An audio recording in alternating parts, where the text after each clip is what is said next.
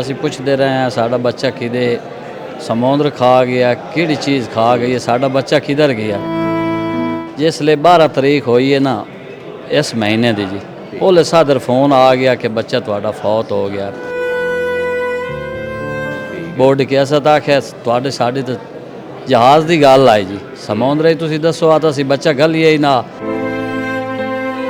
ਤੇ ਹੁਣ ਜਦੋਂ ਤੁਸੀਂ ਗੱਲ ਕਰਦੇ ਹੋ ਏਜੰਟ ਦੇ ਨਾਲ ਜੀ ਤੇ ਉਹ ਕੀ ਕਹਿੰਦੇ ਨੇ? ਉਹ ਨੰਬਰ ਸਾਰ ਬੰਦ ਕਰਕੇ ਕਿਦਾਂ ਅੱਗਾ ਪਿੱਛੇ ਚਲੇ ਗਏ, ਕੋਈ ਰਿਸਪੌਂਸ ਨਹੀਂ ਉਹਨਾਂ ਦਿੱਤਾ। ਉਹਨਾਂ ਆਖਿਆ ਉਦੋਂ ਡੈਡ ਬਾਡੀ ਆ ਹੀ ਨਹੀਂ ਸਕਦੀ ਜੀ। ਕਿੰਨਾ ਮੁਸ਼ਕਿਲ ਸੀ ਤੁਹਾਡੇ ਵਾਸਤੇ ਇਹ ਗੱਲ ਨੂੰ ਕਬੂਲ ਕਰਨਾ? ਸਾਰ ਮੌਤ ਆ ਗਈ ਹੈ, ਕੋਈ ਮੁਸ਼ਕਿਲ ਨਾ ਹੈ। ਸਾਡੇ ਤਾਂ ਘਰ ਪਿੱਟ ਕੇ ਪਏ ਹੋਣ ਜੀ। ਪੈਸੇ ਲੈਣ ਤੋਂ ਪਹਿਲੇ ਬੜੇ ਸਾਫ ਸੁਭਾਅ ਵੀ ਕਹਿੰਦੇ ਆ, ਪਿੱਛੇ ਕੋਈ ਸਾਂ ਰਿਸਪੌਂਸ ਨਹੀਂ ਮਿਲਿਆ। ਸਾਡੀ ਰਿਕੁਐਸਟ ਹੈ, ਸਾਰੀ ਕੋੜ ਦੀ ਕਹਾਣੀ ਹੈ ਜੀ। ਅਸੀਂ ਲੁਟੀ ਗਏ, और कोई बंदा इन हाथ ना विसे।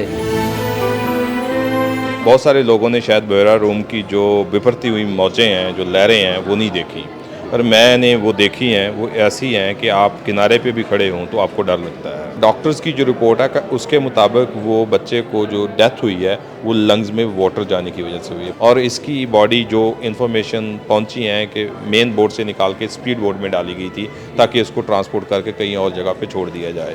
अस्सलाम वालेकुम नाज़रीन, मेरा नाम है वकास अहमद। नाज़रीन, यूरोप में रोशन मुस्तकबिल के ख्वाब लेके जाने वाला एक और पाकिस्तानी नौजवान समंदर की लहरों की नज़र हो गया। जंग का रहायशी है, 16-17 साल का नईम ख़ान। ये जो है गया था गैर कानूनी तौर पर जो है वो एजेंटों से इंस्पायर होकर, और लेकिन वहाँ पर मंजिल तक नहीं पहुँच सका था और लीबिया से इटली जाते हुए हादसे के उन कश्ती हादसे का शिकार हुई और वो समंदर में डूब गया। ये सफ़र या ये जो इतला थी ये घर वालों के लिए कितनी जो है वो अफसोसनाक थी, कितनी कहर बन के टूटी।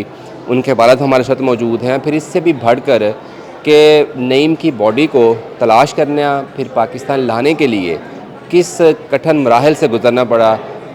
शफीक साहब हमारे साथ मौजूद हैं जिन्होंने सारी एफ़र्ट की। बस मकसद आपसे ये जानने का है कि क्या ख्वाब था और फिर ये जो कुछ हुआ है आप इसको कैसा देखते हैं? किस तरह से आपका दिल किया कि एक बच्चे को इतने ख़तरनाक रास्ते पे भेज दें? एजेंटा भाईजान सानू आख्या भाई बच्चा भेज दिओ, उत्थे अच्छा मुस्तकबिल बन जासी। असा सोचा माल डंगर वेचिया, ज़मीन वेची भी चलो साडा बच्चा उत्थे चला गया ना तो अपना कोई तरक्की कर ली सी जी। जिसले रस्ते दे जांदा है ना ओदा फोन सानू एजेंटा का आ गया भी बच्चा तुहाडा डुब के मर गया जी। मुड़ असीं उन्होंने काला करते रहे हैं, उन्होंने सानू कोई रिस्पॉन्स नहीं दिता। असीं पुछते रहे हैं साडा बच्चा किदे समुद्र खा गया, किहड़ी चीज़ खा गई है, साडा बच्चा किधर गया। उन्होंने सानू कोई रिस्पॉन्स नहीं दिता पैसे लैन तो बाद दे विच जी। किन्ने दिन होए सन बच्चे नूं गया जदों तुहानूं पता चलिया कि हादसा होया है? सर कोई महीने तो उत्ते कोई 5-7 दिन हो गए। सानू आदर है जी फ्लैटां नहीं जा रही हैं जी, जंग लगो है जी। जब फ्लैटां चलियाँ ना उस टाइम असी जा बच्चा थोड़ा गाल देंगे। ठीक है। जिसले 12 तरीक हुई है ना इस महीने दी जी, ओले सादर फोन आ गया कि बच्चा थोड़ा फौत हो गया। बोर्ड के असां आख्या तुहाडे साडी तो जहाज़ की गल आई जी, समुंदर ही तुसीं दसो आ तां असीं बच्चा गलीए ही ना। इतना 50 लाख रुपया ही तुहानूं दिता से। साड़ी ये गुजारिश है कोई बंदा ना भुले, इन एजेंटा दे आखे ना लगे, अपने बच्चों का मुस्तकबिल बनाए, पढ़ा के अच्छे तरीके नाल गल। ते किन्ने बच्चे ने तुहाडे? ते ये पहले नंबर ते ही? ये मेरा वड्डा बेटा पहले नंबर ते, 2 बच्चियां ते फिर एक निक्का जिहा बेटा है जी। ते हुण जदों तुसीं गल करदे हो एजेंट दे नाल जी ते वो की कहंदे ने? वो नंबर सार बंद करके किदां अग्गा पिछे चले गए, कोई रिस्पॉन्स नहीं उन्होंने दिता। उन्हें आख्या उदों डैड बाडी आ ही नहीं सकती जी। उदों ये भाई शफीक दा भल होवे, इस भाई ने साडी डैड बाडी वापस बुलाई है। ते किन्ना मुश्किल सी तुहाडे वास्ते ये गल नूं कबूल करना? सार मौत आ गई है, कोई मुश्किल ना है। साढ़े तो घर पिट के पाए हैं जी, बहुत औखा ये मंजर आया साढ़े वास्ते। साड़ी गुजारिश ये है कि कोई बच्चे ना गले जी, गलें तो अपने लीगल तरीके नाल गलें, एजेंटा ते ना विसन जी। जी ये साड़ी गुजारिश है। ते बाकी जिहड़े तुहाडे बच्चे ने उन्हां नूं तुसां की सोचिया हुण या कि उन्हां नूं भी उन्हां नूं इत्थे किस तरह सैटल करना है? इत्थां ही पढ़ा के इत्थां ही सैटल करसा है। साढ़े असी किस लोगों ही रुकसा है कि इहदे बच्चे ना गल ਪੈਸੇ ਲੈਣ ਤੋਂ ਪਹਿਲੇ ਬੜੇ ਸਾਫ ਸੁਭਾਅ ਵੀ ਕਹਿੰਦੇ ਆ ਠੀਕ ਹੈ ਪਿੱਛੇ ਕੋਈ ਸਾਨੂੰ ਰਿਸਪੌਂਸ ਨਹੀਂ ਮਿਲਿਆ ਤੇ ਪੈਸਿਆਂ ਦਾ ਅਰੇਂਜ ਕਰਨਾ ਆਸਾਨ ਸੀ ਤੁਹਾਡੇ ਨਹੀਂ ਵਾਸਤੇ ਸਰ ਬਹੁਤ ਔਖਾ ਜ਼ਮੀਨਾਂ ਵੇਚੀਆਂ ਸੋਨਾ ਵੇਚਿਆ ਇਹੋ ਜਿਹੀ ਜ਼ਮੀਨ ਵੇਚ ਕੇ ਤਾਂ ਬੱਚਾ ਗਲਿਆ ਜੀ ਸਹੀ ਹੋ ਜ਼ਿਲ੍ਹਾ ਸਾਡਾ ਜੰਗੇ ਮੌਜ਼ਾ ਬੰਬੇ ਥਾਣਾ ਕਾਦਰਪੁਰ ਜੀ ਠੀਕ ਹੈ ਜੀ ਸਰ ਤੇ ਤੁਸੀਂ ਹੁਣ ਇਹ ਦੋ ਆਪਣੇ ਦੋਸਤਾਂ ਬਾਬਾਂ ਨੂੰ ਸੁਣਨ ਵਾਲਿਆਂ ਨੂੰ ਕਹੋਗੇ ਕਿ ਜੋ ਦੱਸਿਆ ਜਾਂਦਾ ਹੈ ਏਜੰਟਾਂ ਵੱਲੋਂ ਉਹ ਹੈ ਨਹੀਂ ਹੈ ਇਹ ਨਹੀਂ ਹੈ ਸਾਡੀ ਰਿਕੁਐਸਟ ਹੈ ਸਾਰੀ ਕੋਰਟ ਦੀ ਕਹਾਣੀ ਹੈ ਜੀ ਅਸੀਂ ਲੁੱਟੀ ਗਏ ਹੋਰ ਕੋਈ ਬੰਦਾ ਇਹਨਾਂ ਹੱਥ ਨਾ ਵਿਸੇ अपनी जान ना गवाए बच्चों दी ਅਸੀਂ आप बहुत परेशान है बेशुमार हम खबरें सुनते रहते हैं कि जी पाकिस्तान से डंकी लगा के एक टर्म इस्तेमाल होती है तो ये जो लीबिया वाला मैटर है वो सही कह रहे थे कि उनको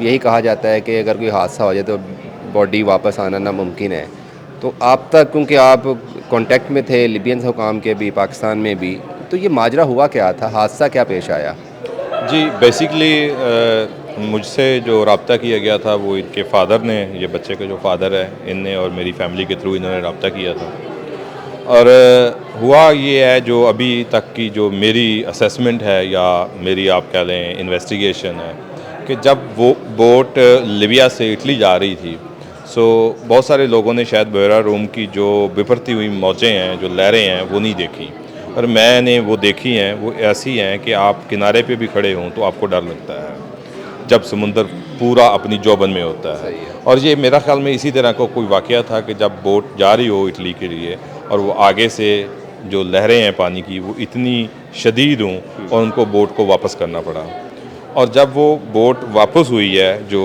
जहाँ तक मेरा नॉलेज है या इन्फॉर्मेशंस मिली हैं तो शायद क्योंकि ये ऐसी बोट्स होती हैं जिनमें ना जो पेट्रोल है वो एक्स्ट्रा भी रखा जाता है क्योंकि पता नहीं पानी के अंदर कितनी देर बोट ने रहना है जब तक किनारे पे पहुंचना है तो वो जो पेट्रोल था वो हचकोले जब लिए बोट ने तो वो शायद बच्चे के मुंह पे भी पड़ा और किसी और के भी पड़ा और क्वाइट पॉसिबिलिटी है शायद बच्चा बेहोश हो गया और उन्होंने उसको पानी दिया हो ताकि वो पेट्रोल जो है उससे रिलीफ मिल सके या उसको डिप किया हो पानी में और जो क्योंकि डॉक्टर्स की जो रिपोर्ट है उसके मुताबिक वो बच्चे को जो डेथ हुई है वो लंग्स में वाटर जाने की वजह से हुई है पानी अच्छा सर मुझे एक चीज़ यहाँ पे बता दीजिएगा कि जो कश्ती में बच्चे सवार थे या लोग सवार थे अकेला था नईम जिसकी डेथ हुई है जी एक ही बंदे की डेथ हुई है और बाकी जो हैं वो या तो वो कुछ माफिया के जो क्योंकि लीबिया में ना गवर्नमेंट स्टेबल नहीं है मुख्तलिफ माफियाज रन करते हैं और वहाँ पे जब बोट वापस आई है ट्रिपली जिसको त्राबलस कहते हैं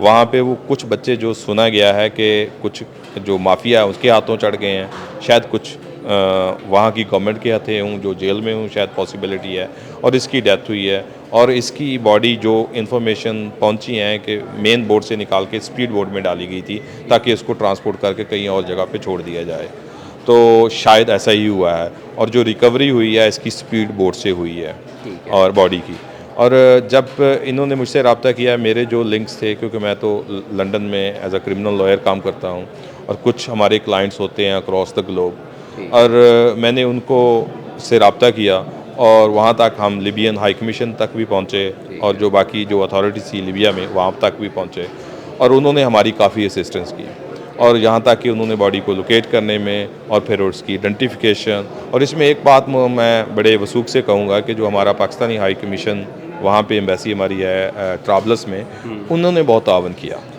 और उन्होंने तावन इस लेवल का किया कि उन्होंने हमारे जो बॉडी की आइडेंटिफिकेशन तक और बल्कि जो एक वहाँ पे सेपरेट एक कंपनी है जो बॉडी को ट्रांसपोर्ट करते हैं तो वो भी कांटेक्ट मुझे पाकिस्तानी एम्बेसी ने ही प्रोवाइड किया था और जो असल यहाँ पे प्रॉब्लम है जो आम लोगों के लिए प्रॉब्लम बहुत ज़्यादा हो सकती है हम आप समझ लें पढ़े लिखे थे या हम लंदन में बैठे थे हमारे पास वो कॉन्टैक्ट्स मौजूद थे हाँ क्योंकि लीबिया में कोई गवर्नमेंट प्रॉपर नहीं चल रही लीबिया से जो फ़्लाइट्स हैं जो बॉडी लेके जाती हैं उनका भी इशू है तो लीबिया से बॉडी को तुनिसिया लेके जाना पड़ा और तुनिसिया से फिर कतर एयरलाइन के ज़रिए दोहा और लाहौर जो बॉडी सुबह के लिए आ रही है और आम बंदे के लिए ये सारा अरेंज करना वेरी डिफ़िकल्ट और फिर दूसरा वहाँ पे जो फाइनेंशियल इश्यूज़ हैं, जहाँ पे पाबंदियाँ हैं लीबिया पे, तो आपको फाइनेंशियल ट्रांजैक्शन भी लीबिया नहीं कर सकते। तो आप बॉडी की जो आपने वहाँ से रिकवर करवानी है, तो वो कंपनी को तो पेमेंट चाहिए। तो एक आम बंदा वो वहाँ तक पेमेंट पहुँचाएगा कैसे? ये एक बहुत बड़ा क्वेश्चन मार्क है। आपको लगता है कि यहाँ से जाना शायद इतना मुश्किल नहीं है जितना वहाँ से अगर कोई हादसे का शिकार हो जाए तो वापस आना मुश्किल है? वो मैं कहता हूँ कि इंतहाई मुश्किल है, क्योंकि अब जैसे ये गुलाम साहब हैं, गांव से लोग ये बिलोंग करते हैं और इनको शायद इतना नॉलेज भी ना हो किससे हम रब्ता करें, कहाँ तक पहुँचें। अगर कोई ऐसी पेमेंट्स का भी अरेंज करना पड़ जाए जो बॉडी के लिए, वो किसको देनी है, कहाँ पे देनी है, ये एक बहुत बड़ा मसला है। मैं पेरेंट्स को आपके ज़रिए एक आगाही देना चाहता हूँ, अगर किसी के बच्चे जैसे इस बोट में, जो मुझे पता चला है कि 30+ हमारे पाकिस्तानी थे, तो अगर किसी के बच्चे गायब हैं या कुछ ऐसा इशू है तो वो पाकिस्तान हाई कमीशन लीबिया में रब्ता करें। अगर कोई ऐसा इशू है तो वो हाई कमीशन ज़रूर, हमारी जो एम्बेसी है वो पूरी हेल्प करेगी।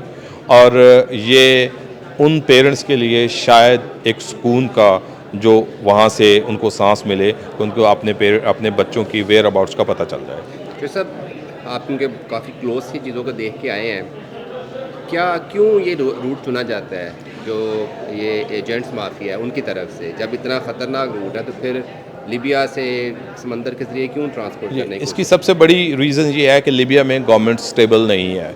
वहाँ पे माफिया ऑपरेट्स, डिफरेंट जो लोग हैं, ग्रुप्स, वो ऑपरेट कर रहे हैं। और वहाँ से जो एक टर्म यूज़ की जा रही है डंकी, जो इलीगल बोट्स की है, तो वो ईज़िली ट्रांसपोर्ट हो सकती है, क्योंकि वहाँ पे गवर्नमेंट्स का जो वो कंट्रोल नहीं है। दूसरा उसका एलिमेंट ये है कि बहरा रूम है मिडल में और दूसरी तरफ इटली आ जाता है, तो वो सीधा बहरा रूम से होते हुए सीधे इटली चले जाते हैं, अवॉइड करते हैं माल्टा को, छोटा सा मुल्क वो दरमियान में आता है, तो ईज़ी एक्सेस टू इटली। और इटली का काफ़ी बॉर्डर जो उसका सी साइड है, तो वो कहीं पे भी जाके शायद उनको ड्रॉप ऑफ कर देते होंगे। सो ये उसकी शायद एक मेन रीज़न है लीबिया का रूट इस्तेमाल करने की। पाकिस्तान में ना, पाकिस्तान में अभी भी हमें लगता है कि यूरोप में, यूके में दरख्तों पे पैसे लटक रहे हैं। आपको 10-15 साल हो गए हैं लंदन में, ऐसा ही है? अब ऐसे जाना कोई लॉजिकल है? नहीं, मैं कभी भी ऐसा एडवाइस नहीं करूँगा पेरेंट्स को। और दूसरा ये है कि जो जैसे यहाँ पे सोचा जाता है कि पैसे इजी हैं, ये ऐसा नहीं है। आपको मेहनत करनी पड़ती है, आपको 17 घंटे, 18 घंटे काम करना पड़ता है। अब मैं, अगर जैसे आपने कहा कि मैं तकरीबन 21-22 साल से वहाँ पे हूँ अभी, तो ये एक लंबी जो दास्तान है, इट्स नॉट एन ईजी। और पेरेंट्स को ये चीज़ ज़रूर देखनी चाहिए, अपने बच्चों को जो छोटे छोटे कोर्सेज़ होते हैं, या इलेक्ट्रिकल इंजीनियर के हैं, मैकेनिकल के हैं, जो अपना ये डिप्लोमा वगैरह जो होते हैं, और उसके बाद आप नर्सिंग के हैं, और ये आप ऐसे कोर्सेज़ बच्चों को करवाएं, और ताकि बच्चे एक लीगल वे से आउट ऑफ कंट्री किसी भी जगह पे जाएं और अपने आप के लिए जो ज़रिया मुआश है वो कमा सकें आसानी से, अगर बच्चों को बाहर भेजना मकसूद है तो। आपको लगता है कि जितनी, जैसे गुलाम साहब ने अपनी सारा कुछ जमा पूंजी बेच के बच्चे को बाहर भेजा, फिर वहाँ पर जाके जो स्ट्रगल है उसका कोई नेमुल बदल है पाकिस्तान में? जी देखें, अभी मैंने आपसे ही फिगर सुनी है, जब आप भी आपको वो इंट्रो में बता रहे थे, इतनी बड़ी अमाउंट जो है, तो मेरे ख्याल में अगर बच्चे के पास इतनी बड़ी अमाउंट आप इकट्ठी कर सकते हैं, तो आप उसको यहीं पे छोटा मोटा कारोबार कर दें, तो मेरा ख्याल में वो एक अच्छा रोज़गार बना सकता है, बजाय कि पेरेंट्स जो है ना अपने बच्चों को इतना पैसा लगा के बाहर भेजें और उसके बाद ऐसा ही सीन क्रिएट हो जाए जैसा कि गुलाम साहब के साथ हुआ है। आप बच्चा भी गंवा बैठे, पैसे भी गंवा बैठे, और सारी उम्र के लिए आप रोते रहें, और इनसे आप अवॉइड करें। एक और चीज़ मैं जाते जाते ये कहूँगा कि it's not only this one incident. अब 2025 का अगर रिकॉर्ड देखें लीबिया का, 27,000 जो है ना माइग्रेंट्स जो था इटली जाता हुआ वो डिटेक्ट हुआ है, और वो वापस वहाँ से हुआ है, और around 1300 out of them either they were dead और दे वर मिसिंग। और अब पता नहीं वो कौन कौन सी नेशनैलिटीज़ वाले होंगे, ज़रूरी नहीं है सिर्फ पाकिस्तानी है, बाकी कंट्रीज़ के भी पॉसिबल केस हैं। हाँ, लेकिन उसके साथ अगर 24 का रिकॉर्ड देखें, वो भी 21,000 प्लस था जो डिटेक्ट हुए हैं, और तकरीबन 1700 के लगभग जो लोग डेड या मिसिंग है। अब जब आप कह रहे हैं ना मिसिंग, तो इसका मतलब है कि उनकी बॉडी ऐसे ही बेजारो मददगार छोड़ दी होगी और पता नहीं कहाँ होगी। ये एक बड़ा दुख वाला मरहला है पेरेंट्स के लिए।